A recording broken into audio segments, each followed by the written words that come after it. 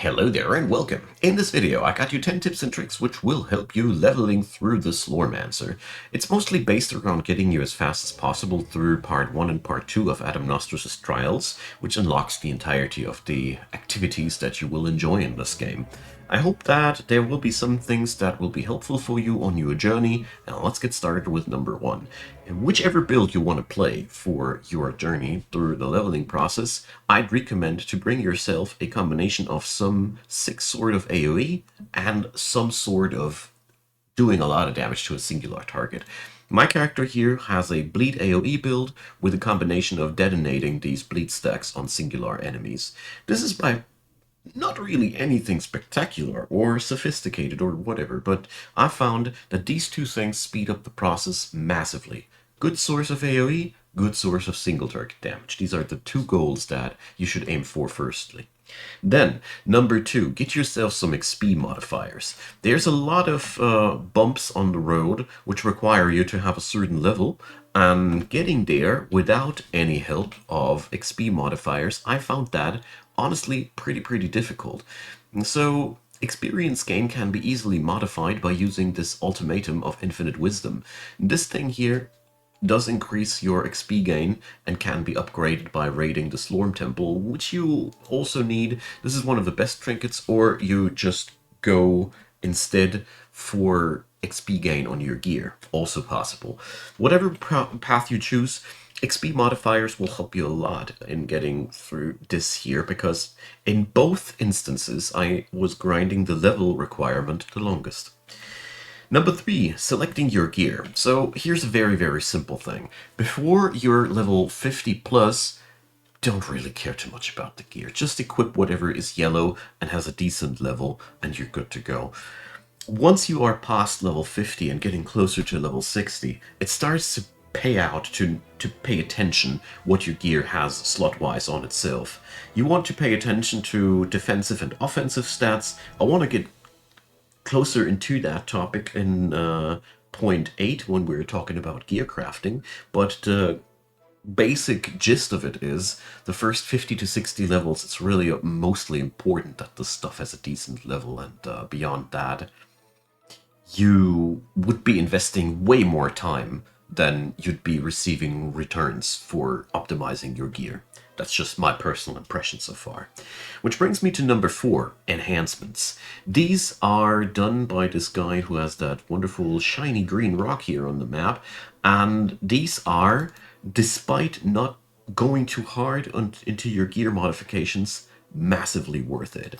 I wouldn't recommend to go deeper than the first 5 enhancement levels for gear that you're intending to swap out anytime soon. The higher levels do have a little bit of a higher goldus cost, and the Slormites required aren't that ubiquitous anymore. But every time you do this, you basically add in something like 10% of the base stats again on the stats. So every enhancement is really powerful. Therefore, use the first 5 levels to power up the gear that you're using for your power leveling process.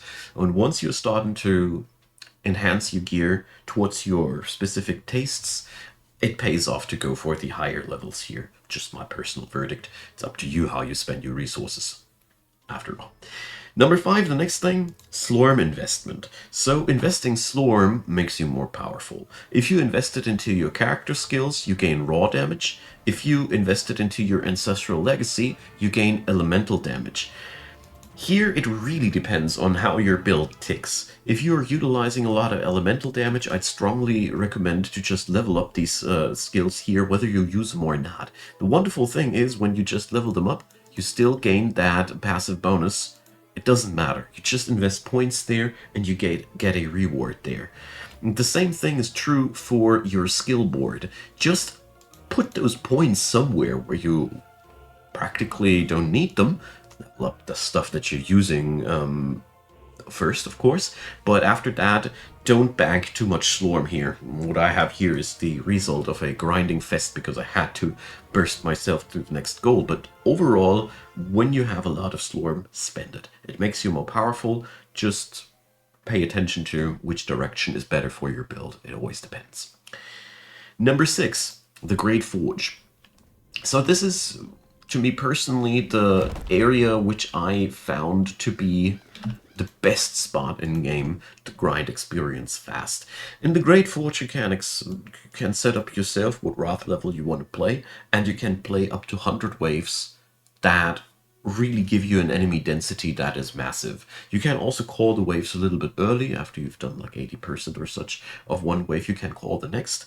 And the next nice part is you are also farming up those Reaper runes at the same time, because sometimes that has to be done after all. Altogether, I found the Great Forge to be a great way and place to grind up a lot of experience, especially when you have a lot of XP modifiers equipped on yourself.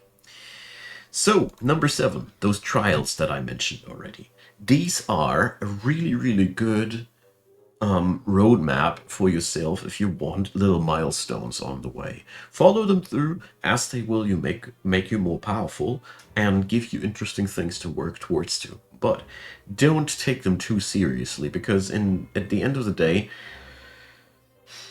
once you have a specific level and a specific amount of resources dumped on your character and your gear, it's basically going by itself. So these things are mostly meant to give you a direction and something that you will work towards, which will make you more powerful too. But yeah, the trials are in your way mostly. Don't take them too seriously. When you're powerful enough, you'll roll over most of the difficulties there anyways. Number 8, gear crafting. So our good friend Friedrich down here is capable of making every dream come true that you might have on your gear. Every piece of gear slots can be reforged, with an exemption of pure stats. You see that one with the 2 exclamation marks, overdrive chance, slightly green tinted? These ones are drop stats. The more exclamation marks, the better. The best are 3 exclamation marks. Gear with that stat is the stuff that you basically want to invest most resources on, because everything else will eventually be replaced by these thingies. As far as I'm informed, 3 lines of pure stats are maximum on one piece of gear. Correct me where I stand wrong. But my verdict was, pick yourself 1 suit of yellow gear and max the hell out of it, as long as it's close to level 60 plus, because levels can be increased. There is a update item level functionality. You just need the Slorm Rights of True Potential. You can buy these by scrapping yellow items, so this is really nothing that is a finite resource. But waiting for pure stats to show up will make you wait for a long, long time. So my personal strategy was to just pick up the pure stats, which I found nice, and where I didn't find any nice stats, I picked up what I could. Here, for example, I found that a unique level item nice. Unique items can be completely individualized. As you see here, unique items start out with just a few measly lines, and then you can add onto them whatever you want and reforge it however you want. Ideally, pick something that complements your build up, obviously. Whatever you don't need can be put into the unique storage chest. Cannot recommend this thing enough. Alright, so far the basics about gear crafting. I repeat myself here, don't go too crazy about the pure stats. Get yourself an adequate suit of gear and tinker it out. What I've discovered, the most cost you can cut the most costs by starting to modify only yellow items. Modifying an item from gray to yellow is the most costly thing.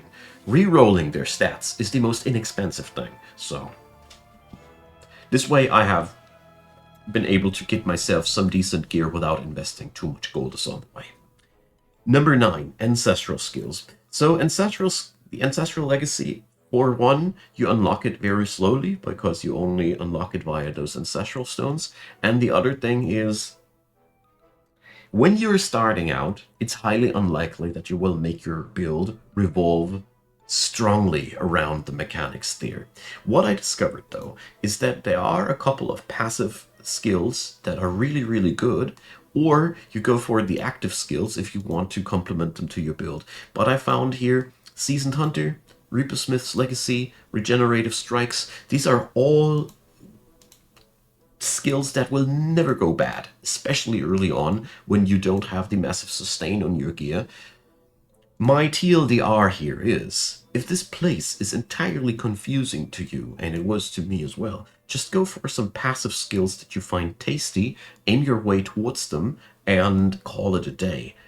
You can perfectly fine complete your leveling trip with just 2 active skills and that passive skill of your class. No problemo. And I'd even go as far and recommend it, because the thing is, the more sophisticated a build ought to be in this game, the more resource cost is involved, and the more resources you need available. Some builds work ideally with a really good Slorm Reaper accompanied to it. Many things you will have easily available after 100 hours in the game or such, but will slow you down if you aim for the perfect build right from the get-go. Keeping things simple and effective early is actually not bad at all, because it allows you to spend your resources effectively and efficiently. And number 10, the last thing that I want to point out, when you focus on stats, there's 2 stats that are really easy to understand. For one, crank up the damage. It's either raw damage, elemental damage, or damage over time, depending how your build is wired. Max life, always a good thing. And after that, some sort of gaining life back. Life on hit, life regeneration, life leech, these things are essential. Once you are stacked with a good source of damage, survivability, and some elemental resistance and armor, or evasion depending on your playstyle, you're very, very well set. All the other traits, like, give me something here.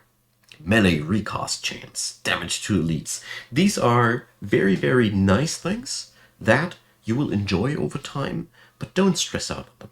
For starters, raw damage, elemental damage, or damage over time, depending on your build, max life, life gain, life regeneration, life leech, armor, and elemental resistance. These are the stats that are most important to get your foot into the door, and after that, enhance the way you like. And you will find yourself very, very successful during that. So, I hope this was helpful for you. I did my best to keep things as general as possible and workable for every class. I do intend to do a little bit more specific content for the classes in the future, so let me know in the comment section what you like to see, where you struggle, where you have questions, or whatever comes up your mind. Also, add in whatever tricks and tips you have for the other people that I have not added in, because I'm only a noob with 30 hours in that just condensed his knowledge about how things work fast. I hope this was helpful for you. Leave me a like, leave me a subscribe, consider donating to the channel, subscribing to the channel via YouTube channel memberships, whatever. It really helps a ton. I'm deeply appreciating your help, everybody out there who did their part, who does their part. Many, many thanks from me and the family. And of course, a big thanks to you personally for watching this video right here, right now. Always happy when people watch the videos up until the very end. It means a lot to me. Thanks for your time, and have a great day. Bye-bye.